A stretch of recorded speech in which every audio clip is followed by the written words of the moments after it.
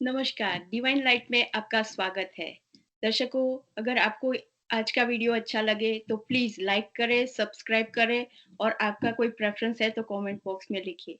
अगर आप सब्सक्राइब करेंगे तो हमारा जो संदेश है वो दुनिया भर में हम लोग पहुँचा सकते हैं। Thank you. ओम शांति। ओम शांति। जय Shri Krishna.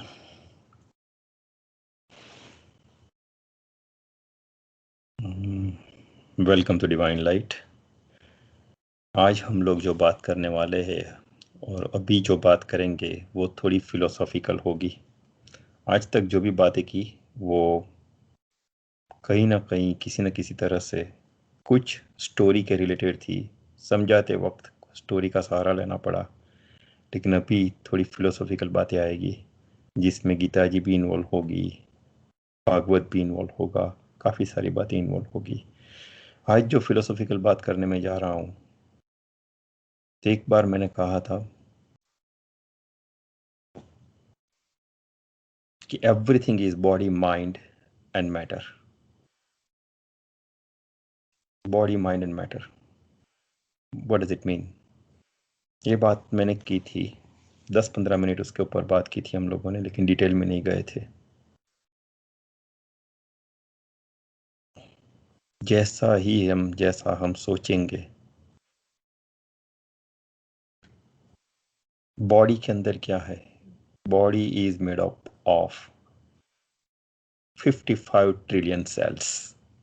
Scientifically it has been proven, 55 trillion sales.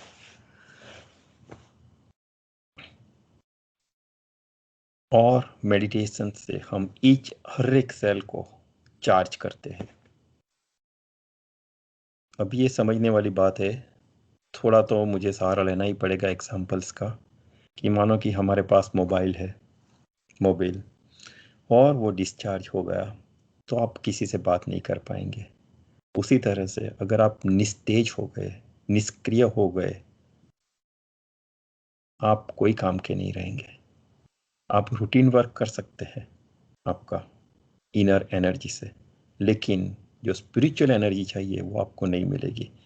जो भी बात मैं अभी एनर्जी की करूँगा वो स्पिरिचुअल एनर्जी की बात करूँगा। तो मोबाइल को चार्ज करने के लिए जिस तरह के मोबाइल में पावर लाने के लिए जिस तरह से हमें उसको चार्जिंग करना पड़ता है, उसी तरह से बॉडी को भी चार्ज करना पड़ता है। बॉडी को चार्ज करना है मीन्स जो 55 ट्रिलियन सेल्स है उनको चार्ज करना है। अभी आप देखो, मोबाइल अगर पूरी तरह से चार्ज हो गया तो कितनी अच्छी तरह से काम करेगा और long time of period charge रहेगा वो। आप आराम से दुनिया के किसी भी कोने में कोई आदमी बैठा है उससे शांति से बात कर सकते हो।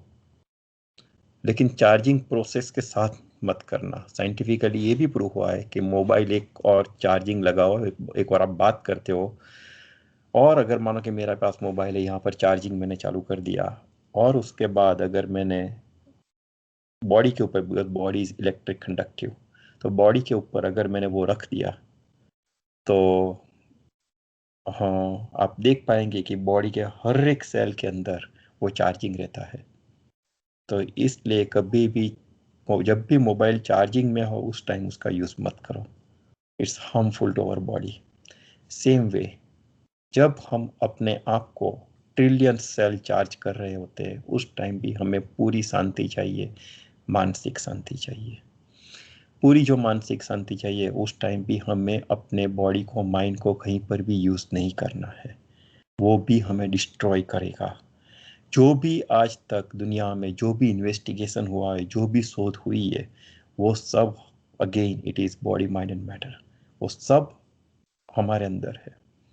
एक बार एक वीडियो में मैंने ऐसा भी कहा था कि जब हम लोग पीएचडी करते हैं और पीएचडी के बाद उसको ऐसा बोला जाता है रिसर्च। जब मैं पीएचडी कर रहा था 20 साल पहले, तब भी मेरे माइंड में ये सवाल गूंज रहा था, ये बातें गूंज रही थी कि उसको रिसर्च क्यों बोलते हैं, सर्च क्यों नहीं? क्योंकि हम लोगों ने कुछ नया सर्च किया ही नहीं है।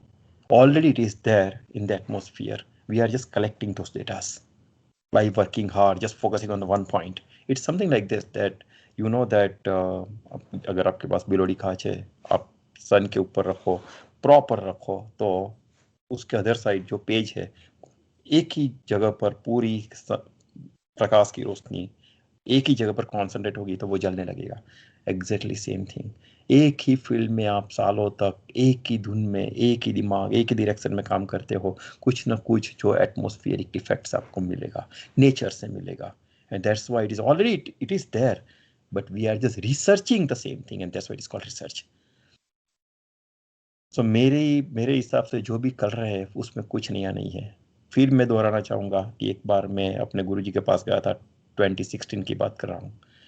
उस टाइम राजर्षि मुनि की बात कर रहा हूँ मैं। उस टाइम उन्होंने मुझे बहुत साफ, 1.25 घंटे हमारी मीटिंग चली थी। इतना टाइम कभी वो किसी को नहीं देते। आई वॉज सो फॉर्चुनेट कि मुझे इतना टाइम मिला। तभी उन्होंने मुझे बोला था, थोड़ी फिजिक्स के ऊपर बात चली, थोड़ी मैथमेटिक्स के ऊपर बात चली, और उन्होंने मुझे बोला कि ब्लैक होल क्या है। और उन्होंने साफ मुझे बोला था, यस ये अतिशयोक्ति नहीं है, मैं जो भी आपसे बताने जा रहा हूँ अभी ये अतिशयोक्ति नहीं है।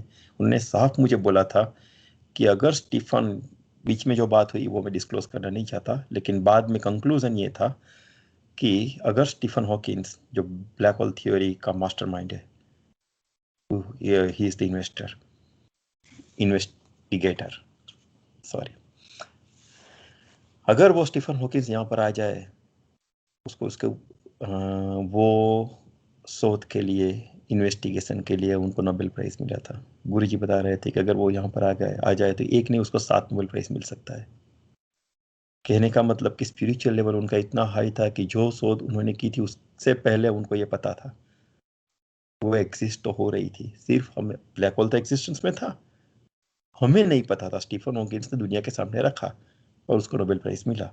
तो ये रिसर्च है, सर्चिंग नहीं है। ये बेस्ट एग्जांपल है उसका। तो हम लोग जो भी हमारे पीएचडी में रिसर्च वो सब करते हैं, मेडिकल साइंस में जो भी रिसर्च करते हैं, वो research is the proper word. Again मैं डाइवर्ट होना नहीं चाहता। आज मैं जो थोड़ी बात करने जा रहा हूँ वो बॉडी, माइंड एंड मैटर की, जो भी हम सोचते हैं वो हमारे सेल्स, अभी सेल्स जो है मैंने बोला कि वो एक एनर्जी में कन्वर्ट होता है। सेल्स, सेल्स क्या है? एनर्जी है। एनर्जी क्या है? Neutron, proton, electrons. Neutron, proton, electrons, हर एक सेल के अंदर न्यूटन, प्रोटॉन, इलेक्ट्रॉन्स है, and all they are electric conductive.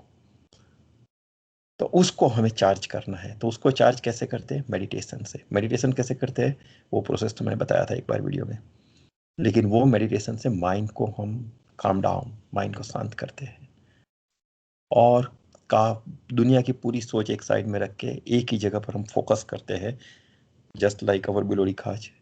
एक ही जगह पर फोकस करते हैं जिससे हमारे हर एक सेल चार्ज हो जाए। अभी आके एक एग्जांपल देखो आप, कि मानो कि वो कांच से सन रेज, थोड़े से सन रेज एक जगह फोकस होते हैं, दूसरी ओर पेज जलने लगता है। जो भी कागज है, कागज का टुकड़ा जलने लगता है। अगर एक एक सेल और इतना, इससे कई कई गुना, मीन्स लाखों गुना ज्यादा फोकस किया जाए तो हर एक सेल में कितनी एनर्जी आएगी। Again, atmosphere is electric conductive, तो वो एनर्जी आप अपने अंदर उतार सकते हो। हर एक सेल में इतनी एनर्जी आएगी तो आपके 5 ट्रिलियन सेल में कितनी एनर्जी आएगी। और इसीलिए गीता जी के 11वें अध्याय में बोला गया है, जब विश्व रूप दर्शन कृष्ण भगवान ने अर्जुन को बताया, उस टाइम बोला गया था, और उसके अंदर लिखा है कि वो आप सहन नहीं कर सकते उसका प्रकाश। और इसके लिए शास्त्रों में लिखा है कि ये आपका ये चक्षु नहीं चाहिए, चर्म चक्षु नहीं चाहिए, दिव्य चक्षु चाहिए। हकीकत में दिव्य चक्षु जैसी कोई बात है ही नहीं। हमें खुद अपने आईज है उसमें भी एनर्जी, इलेक्ट्रॉन, प्रोटॉन, न्यूट्रॉन है, वहां पर भी सेल्स है, वो सब यहाँ पर भी सेल्स है। रेटिना है उसमें भी सेल्स है। वो जो सेल्स है वो हर एक सेल्स को हमें, हर एक सेल को हमें चार्ज करना है, और वहां तक चार्ज करना है जैसे मोबाइल पूरा चार्ज हो गया, पूरे पावर से काम करता है, उसी तरह से पूरे बॉडी के 55 ट्रिलियन सेल, सोचो तो सही, हर एक सेल इतना पावरफुल चार्ज हो गया। हर एक सेल के अंदर एक एक सूर्य की शक्ति है, और 55 trillion, yes trust me, trillion वो शेयर चार्ज हो गए तो क्या उसका मीनिंग तो ये हो गई हमें 55 ट्रिलियन सन एक साथ देख रहे हैं। वो एक सूर्य के सामने नहीं देख सकते। 55 ट्रिलियन सन्स के साथ कैसे रह सकते? नहीं रह सकते। लेकिन साइमल्टेनियसली हम भूल जाते हैं कि उनको देखने के लिए भी हम जो आईज जो आंख का यूज कर रहे हैं वो भी सेल से, वो भी इलेक्ट्रॉन प्रोटॉन न्यूट्रॉन से बनी हुई है, वो भी फुल्ली चार्ज होती है, वो अपने आप चर्म चक्षु में से दिव्य चक्षु में कन्वर्ट हो जाती है। ऐसा कुछ नहीं है कि भगवान ने ऐसा कर दिया, ऐसा कर दिया और आपकी आंखें कन्वर्ट हो गई चर्म चक्षु से। ऐसा कुछ नहीं है। जो भी किया गया दिया गया है शास्त्रों में वो रूपक है। मैं अभी भी मेरे वर्ड्स पर हूं, वो रूपक है। तुम्हें खुद करना पड़ेगा। And that is why I am a strongly follower of Buddhas, Gautam Buddha. उन्होंने खुद कई बार बोला था मैं तुम्हारे लिए कुछ नहीं कर सकता है, तुम्हें तुम्हारा उद्धार करना है, तुम्हें तुम्हारा अपग्रेडेशन चाहिए, तुम्हें खुद काम करना पड़ेगा। तुम्हारे तुम किसी को कितना भी प्यार करो लेकिन उसके लिए तुम कुछ नहीं कर सकते। उसके लिए तुम सिर्फ ऑलमाइटी से प्रार्थना कर सकते हो, उससे ज्यादा कुछ नहीं। करना तो उसी को पड़ेगा। अगर कोई आदमी अपनी बीवी से बहुत प्यार करता है और वाइस वर्सा, लेकिन जब स्पिरिचुअल प्रोग्रेस की बात आती है तो हर एक की आइडेंटिटी अलग है। हर एक को अपने लिए खुद को करना पड़ेगा क्योंकि हर एक सॉल अलग है और हर एक सॉल को लिबरेट होना है। तो जो सॉल को लिबरेट होना है वो खुद को उसको उसे खुद को काम करना पड़ेगा। हर एक को ईश्वर ने एक व्हीकल दिया है, ये body that is just vehicle. Use this vehicle to liberate your sol.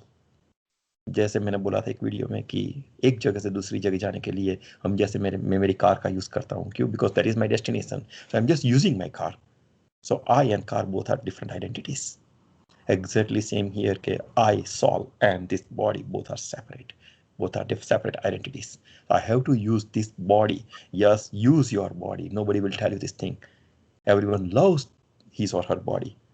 You should, I don't mind, but make sure it's not the ultimate goal. Don't involve in that. Make sure that that is just your car. If there is a dent in the car, car के ऊपर कोई दाग लग गया, कुछ हो गया, तो हम उसको ठीक करते हैं, उसके पीछे रोते नहीं है, हम उसको ठीक कराते हैं। उसी तरह से बॉडी अगर काम नहीं कर रहा है तो उसको हम immune system, immune power increase करके, इम्यून सिस्टम स्ट्रॉन्ग करके हम उसको ठीक करते हैं, फिर उसका यूज करते हैं। Body is just to be used to get our achieve, to get our goal, to achieve our goal. लेकिन हम लोग बॉडी को ही हम अपनी खुद की आइडेंटिटी मान लेते हैं और खुद की आइडेंटिटी मानने के बाद हम इतने घुस जाते हैं कि उसको अपने अपने आप को मीन सॉल को बॉडी से सेपरेट करना एब्सोल्युटली इम्पॉसिबल हो जाता है। और जो भी भौतिक चीजें हैं वो हम अपनी समझने लगते हैं। एक सिंपल चीज है, मानो कि एक बहुत बड़ा एक गोल सर्कल, एक जार है, सर्कुलर जार, ऊपर से खुला है, छोटा सा ढक्कन है लेकिन वो खुला हुआ है। हम लोग वो जार के अंदर फंसे हुए हैं। जो भी ये पृथ्वी है वो भी गोल है, जो भी लोग हैं वहां पर आप गाड़ी देखते हैं, रास्ता देखते हैं, माउंटेन देखते हैं, रिवर देखते हैं, वो सब वो जार के अंदर है। और जब हम लोग मर जाते हैं तब बॉडी यहाँ की यहाँ छूट जाती है, क्योंकि वो जार के ऊपर से क्या आता है? जार के ऊपर से आता है ओनली सॉल। यहाँ की बॉडी आकाश, पानी, वायु, जल, अग्नि, वो उनका यूज करके हमारा बॉडी क्रिएट होता है। तो एक सॉल एक बॉडी क्रिएट करता है, otherwise I would say body के अंदर जाता है। लेकिन उस टाइम उसका अल्टीमेट गोल होता है कि बॉडी का यूज करके मैं लिबरेट हो जाऊं, फिर जन्म मृत्यु के चक्कर में मुझे आना ना पड़े। लेकिन यहाँ आने के बाद भौतिक सुख साधनों सो कॉल्ड में उलझने के बाद हम अपना जो गोल है वही भूल जाते हैं। जो करना है वो करते नहीं है, नहीं करना है उसके लिए पूरा जोर लगा देते हैं और मरने के बाद फिर से वही चक्कर चालू। तो बात ये है कि जो हम लोग ये जो भी हम सब कर रहे हैं उसमें काफी सारे लोग मुझे पूछते भी है कि आप मेडिटेशन के ऊपर इतना ज्यादा जोर दे रहे हो तो मेडिटेशन है क्या? थोड़े आगे जाते हैं, उसके बाद उस पर आते हैं कि मेडिटेशन क्या है वो सब। तो एनर्जी जो है उसके बाद में क्या होता है कि उसमें से एक तरंगे निकलती है, वाइब्रेशन उसको बोलते हैं। और इसीलिए मानो कि शाहरुख खान की एक मूवी थी, उसमें वो काजोल जा रही होती है, ये कहना भी जरूरी है, I don't like this thing but जरूरी है। वो उसके सामने पूरी बहुत ताकने के बाद वो बोलता है पलट, 2 बार 3 बार, और वो पलटती है। उसका संदेश वहां तक कैसे पहुंचा, जब उसने कुछ बोला नहीं तो, जब उसने नाम पुकारा नहीं तो। ये वाइब्रेशन की ताकत है। सो जो भी हमारा माइंड है वो सोचता है, एनर्जी से वाइब्रेशन क्रिएट होती है। लेकिन वाइब्रेशन कहाँ जाते हैं, वाइब्रेशन कहाँ से आते हैं? वाइब्रेशन वापिस होके माइंड से आते हैं।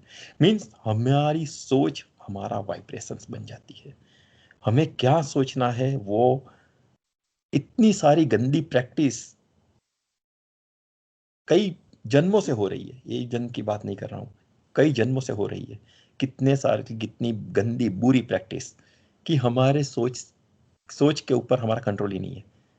उल्टा उल्टा जो भी सोचना है सोच लेते हैं। लेकिन बात क्या है, आज जो मेरा टॉपिक है, 10-15 मिनट तो सिर्फ मैंने फाउंडेशन के लिए लगा दिए, क्योंकि अभी जो हम लोग एंटर हो रहे हैं वो थोड़ा सीरियस टॉपिक है। मैंने जो पहले बताया आपको कि वो जो है, मैंने बोला कि माइंड, के माइंड से भी ये सब क्रिएट होता है।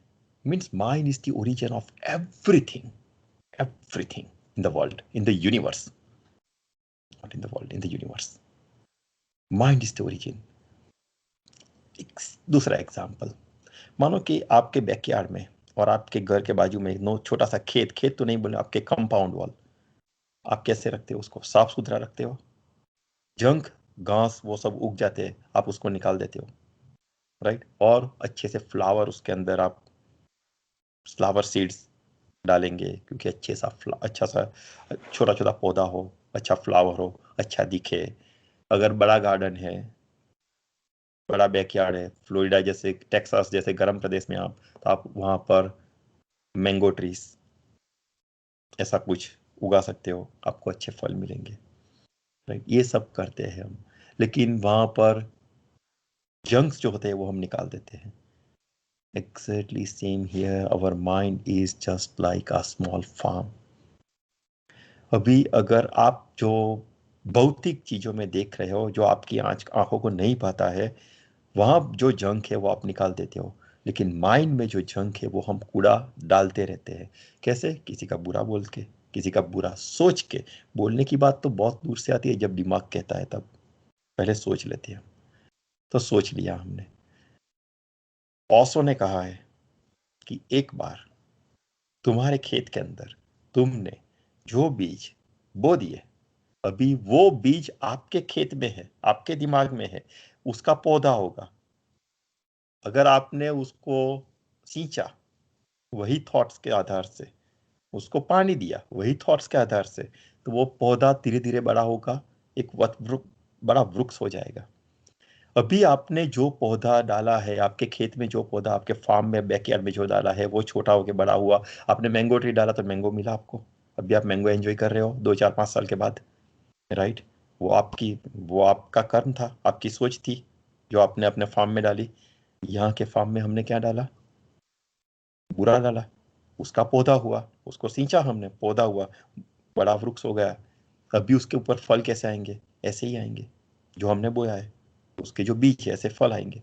तो ऐसे जो फल आएंगे उसको भोगेगा कौन? हम खुद।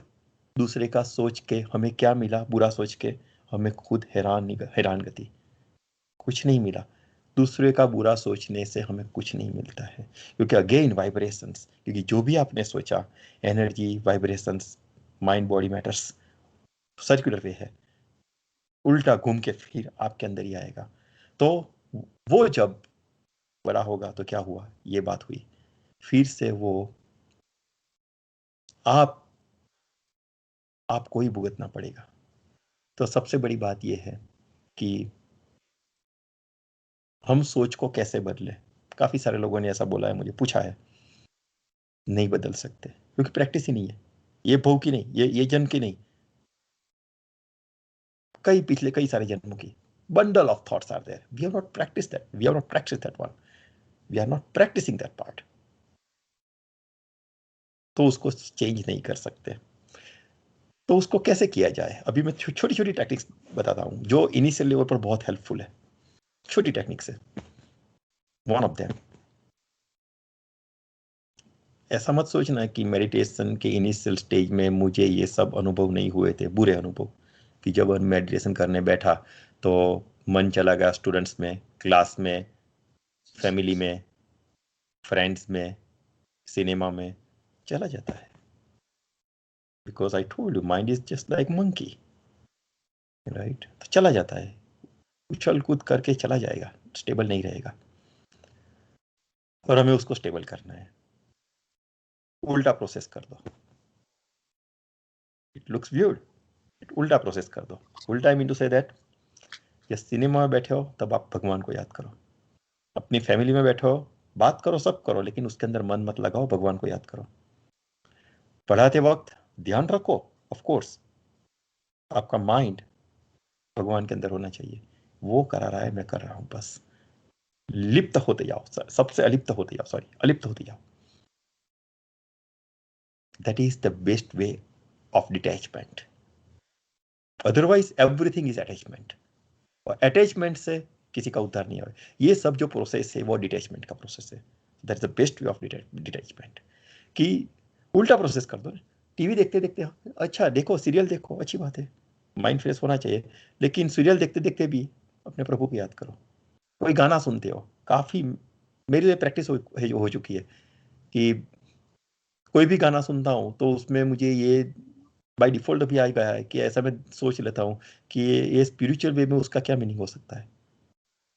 काफी सारे गाना, आप कोई भी गाना मुझे दे दो, मैं शायद उसका स्पिरिचुअल मीनिंग निकाल दूंगा 90%। आजकल के गाने तो ठीक है, लेकिन जो 1990 के पहले से जो गाने थे, मोहम्मद रफ़ी, मुकेश मन्नाडे, उस टाइम के, तो एक एक मीनिंग रहता था उसमें। किसी की मुस्कुराहटों पे हो निशा, राइट? तो ये क्या है? आप आपके दिमाग में किसी की मुस्कुराहटों पे हो निशा, किसी का दर्द मिल सके तो ले उठा। अगर आप किसी का दर्द महसूस नहीं कर रहे हो, आपका दर्द कौन महसूस करेगा? अगेन, माइंड के अंदर वो दर्द कब महसूस करेगा? जब आपके अंदर करुणा भरेगी। करुणा कब भरेगी? जब आप वो उसका दर्द दूर करने के लिए आप सोचोगे। एक एटीट्यूड क्रिएट करना पड़ेगा, तब वो करुणा भरेगी। और जो भी करुणा होती है, जैसे मैंने बताया कि ये सब भूल जाइए। आप किसी के भी बारे में बुरा मत सोचिए, बुरा मत कीजिए। आपका आने वाला जीवन खुशियों से भर जाएगा, क्योंकि अभी आपकी सोच बदल गई है। जैसे मैंने शाहरुख का एग्जांपल दिया, काजोल का एग्जांपल दिया, कि वो बोलता है कि अगर आपने किसी के बारे में अच्छा सोचा, भले वो बुरा सोचे, ठीक है, कोई बात नहीं, सोचने दो उसको, लेकिन समय आएगा, टाइम लगेगा।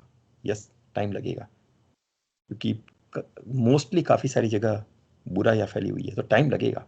लेकिन पॉजिटिव वाइब्रेशंस और वाइब्रेशंस, फॉरगेट अबाउट पॉजिटिव और नेगेटिव, वाइब्रेशंस उसका काम करती है। हर एक आदमी का अस्तित्व ही उसी से है।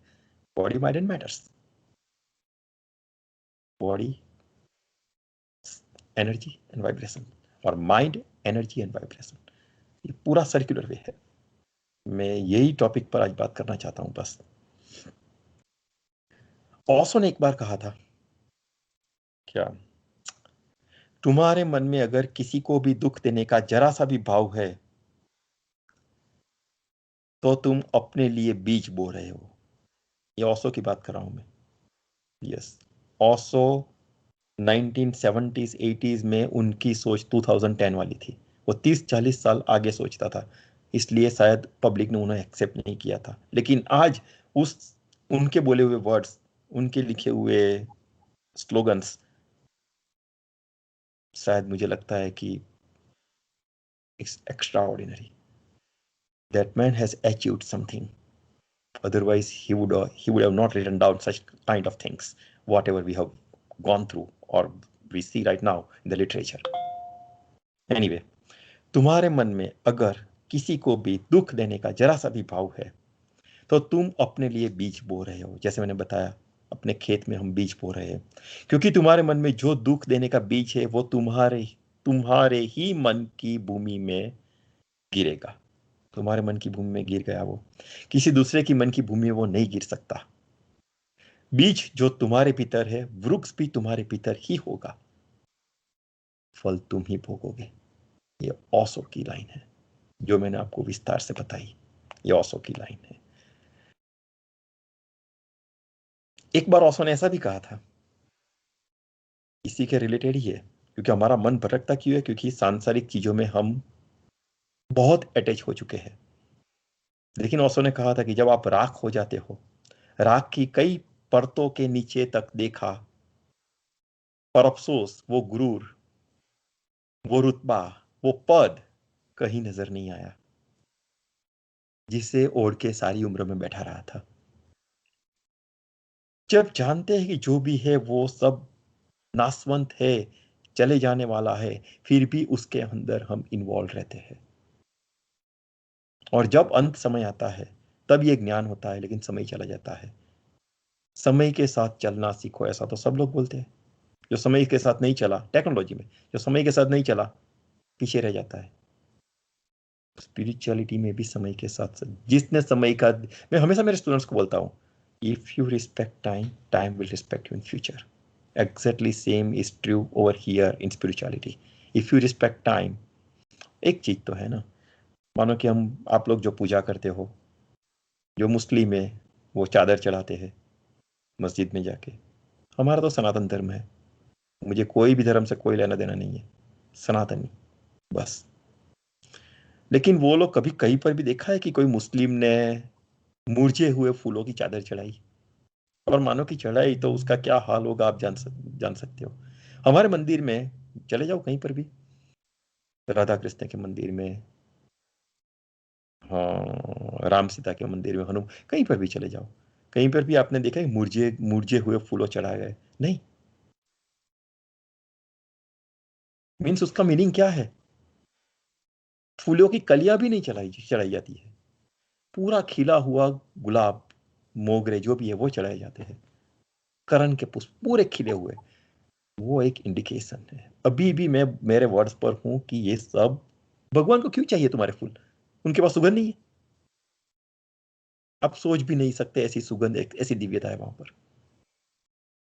ये रूपक है। आपको भगवान को अपने आप को जवानी में समर्पित करना है। जवानी तुम्हारा खिला हुआ फूल है, बचपन नहीं। बचपन में सोच नहीं होती है इतनी, बुढ़ापे में शरीर काम, जो जो मैंने बताया ना, आपका विकल काम नहीं करता है। तो भगवान को आपको कब समर्पित करना है? आपको समर्पित करना है पूरी जुआनी में, भरी जुआनी में, जब आपका पुष्प, जवान जवान जवानी रूपी पुष्प आपका खिला हुआ होता है, उस टाइम उसको समर्पित करना है। लेकिन लोग बोलेंगे ये तो क्या कुछ उम्र है भगवान बजने की? उनकी सोच है, उनकी सोच पर डटे रहो, वो सोच सही होनी चाहिए। चलो ठीक है, आगे चलते हैं। तो ये जो सब बात हम लोग करते हैं, वो माइंड, बॉडी एंड मैटर्स, पूरे हमारे माइंड में हम जो भी डालेंगे, उसका वही रिफ्लेक्शन होगा, वही बीज फूलेंगे फलेंगे, और वही फल हम खुद पाएंगे। दूसरे का बुरा बुरा नहीं होगा। आप सोचो, दूसरे का कितना भी बुरा सोच लो, उनका कुछ नहीं होगा और आपका उद्धार नहीं होगा। किसी के पास मानो कि मर्सिडीज है, आपको जलन होने लगी, उसके बाद दूसरी आ जाएगी, लेकिन आपके पास जो है वहीं पर आप पड़े रहेंगे। मत सोचो। हमारे पास एक्चुअली, आप नहीं मानेंगे, लेकिन मैं बहुत स्ट्रांगली बोल रहा हूं, हमारे पास वो पावर ही नहीं है, वो राइट ही नहीं है, हम दूसरे का बुरा सोचे। करने की बात तो छोड़ ही दो, हमारे पास वो राइट ही नहीं है। और अगर राइट है तो करके दिखाओ, है ही नहीं। लेकिन ये अज्ञानता फैली हुई है, जिसकी वजह से हम दूसरे का बुरा सोचते हैं और समझने लगते हैं कि उसका हो गया। नहीं, होता ही नहीं है। अपने आप पर, अपने पग पर कुल्हाड़ी मारने जैसा काम है ये, दूसरे का बुरा सोचना। मत सोचो। और नहीं सोचने के लिए जो मैंने बताया, उल्टा सोचो उसका। सिनेमा देखते हो, भगवान का नाम लो, भगवान के बारे में सोचो उस बार। डिफिकल्ट है? क्यों? भगवान के नाम लेते, मेडिटेशन के टाइम आपको सिनेमा दिखाई देता है, तो सिनेमा के टाइम भगवान याद नहीं, भगवान दिखाई नहीं देने चाहिए? देने चाहिए। हो सकता है उस टाइम वो होता है, तो इस टाइम ये भी होना चाहिए।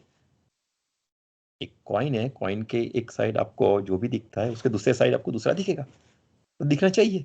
ये परिवर्तन संसार का नियम है, तो उसको परिवर्तन करके देखो आप, शायद कुछ मिल जाए।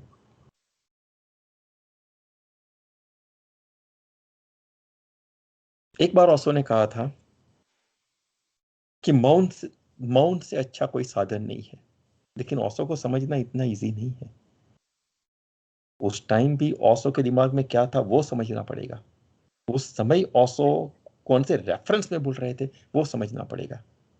मानो कि एक आदमी, कुछ हुआ है और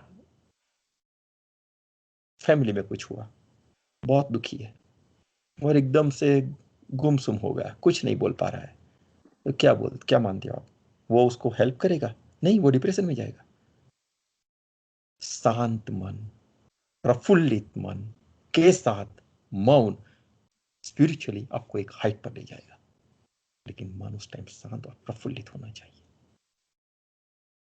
मौन दोनों जगह है, समझो, लेकिन एक मौन जो है उसके पीछे जो सपोर्ट है वो दुख है। ये मौन है उसके, ये मौन जो है वो आपने चूज किया हुआ है।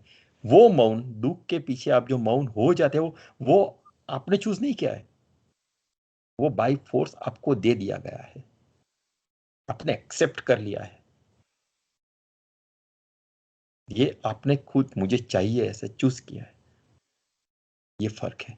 मौन दोनों जगह है, लेकिन फिर भी आया क्या वहां पर भी? कौन सी चीज आई? अपना माइंड। तो माइंड में क्या हम बोते हैं वो बहुत बहुत बहुत इंपॉर्टेंट है, बहुत इंपॉर्टेंट है। ओशो की बात आज ले रहे तो एक और बात करना चाहूंगा। मैंने प्रॉमिस किया था वीडियो बहुत ज़्यादा नहीं करेंगे, लास्ट बात करके स्टॉप कर दूंगा, नहीं तो दूसरे वीडियो में।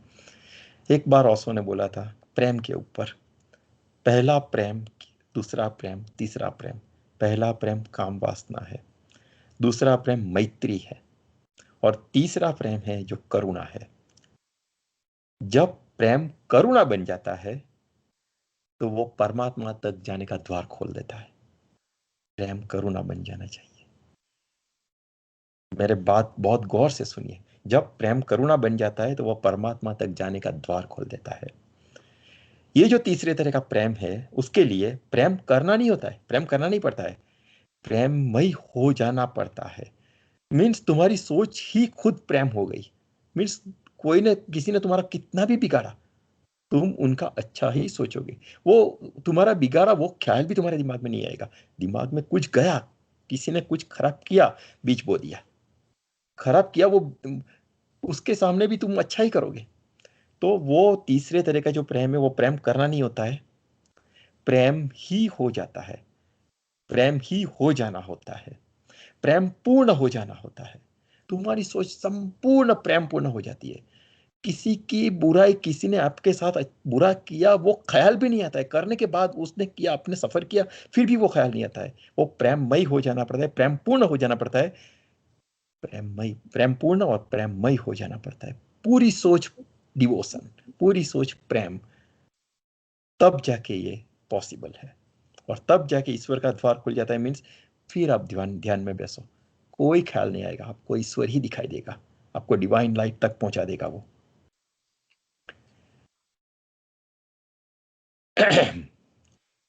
तो हमेशा याद रखना कि अशांत मन में कभी सकारात्मक विचार नहीं आ सकते, पॉसिबल ही नहीं है। शांत मन में ही मार्ग दिखता है। भगवान बुद्ध ने भी यही बात कही है, शांत मन में ही क्या मार्ग दिखेगा। और इसीलिए ओशो ने एक बार और और बात कही थी, अगर आप ओशो को पढ़ो तो आप उसकी बुक रख नहीं पाओगे। काफी सारी बुक्स हैं उनकी, एक बार पढ़ो, लेकिन पढ़ने के लिए एक लेवल चाहिए मेडिटेशन मैच्योरिटी का, स्पिरिचुअल मैच्योरिटी का। नहीं तो आप पढ़ ही नहीं पाओगे। 2 पेजेस पढ़ के आप रख दोगे, आगे जा ही नहीं पाओगे, क्योंकि समझ नहीं आएगा। जाया ना कर अपने अल्फाज को हर किसी के लिए, ऐसा ओशो बोल रहे हैं, मैं नहीं। जाया ना कर अपने अल्फाज को हर किसी के लिए, बस खामोश रहकर देख तुझे समझता कौन है। तुझे समझता कौन है मीन्स ये दोनों ही तरीके से ठीक है। स्पिरिचुअलिटी में भी ये इतना ही इंपॉर्टेंट है। जो मैंने अभी बोला, ओशो ने कहा कि प्रेममय हो जाना पड़ता है।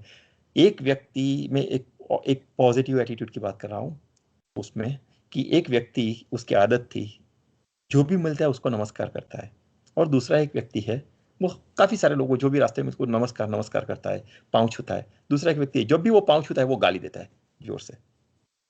अभी सबके सामने गाली दी, इंसल्ट हो गया। दूसरे दिन ऐसा ही होता है, वो पाँव छूता है, वो गाली देता है। तीसरे दिन एक बार एक आदमी से रहा नहीं गया, उसने बोला ऐसा क्यों होता है? वो हर रोज तुम पाँव छूते हो उनके और वो गाली देता है, इतनी गंदी गाली, सबके सामने तुम्हारे इंसल्ट कर देता है। तब वो आदमी बोलता है वह आदमी तुम्हें भला बुला के, वो तो ठीक है चलो, जब वह मेरे लिए अपनी बुरी आदत नहीं छोड़ सकता तो मैं उसके लिए अपनी अच्छी आदत क्यों छोड़ूं? वो जिद्दी है तो मैं भी जिद्दी हूं। ऐसा जिद आपको अपने आप से करना पड़ेगा। ये अपने आप से लड़ाई करने का एक एक जरिया है, अपने आप से फाइट करने का एक जरिया है। ये जो भी मैंने बातें बताई इतनी सहज नहीं है, थोड़ी डिफिकल्ट है। औसों की बातें तो करने बैठो तो 8-10 घंटे बोल सकते हैं, लेकिन मैंने बोला था कि बहुत टाइम नहीं लूंगा, तो मैं यहाँ पर अभी स्टॉप करूंगा। लेकिन नेक्स्ट टाइम मिलेंगे, शायद औसों की बात करेंगे, नहीं तो फिर मुझे काफ़ी सारे बात अभी आपसे, हाँ, डोंगरे महाराज की भी करनी है भागवत के ऊपर, उसकी बात करेंगे। और फिर देखते उसके बाद बैक ऑफ द माइंड कुछ है भागवत के ऊपर बोलने और डिस्कस करने का, देखते क्या होता है। ओम शांति, ओम शांति। जय श्री कृष्ण। बी सनातनी, सपोर्ट सनातनी, support everyone, be positive, just makes your every moment, every second you are filling up your mind by positive thoughts, positive seeds. That's the ultimate goal of today's talk. Thank you so much.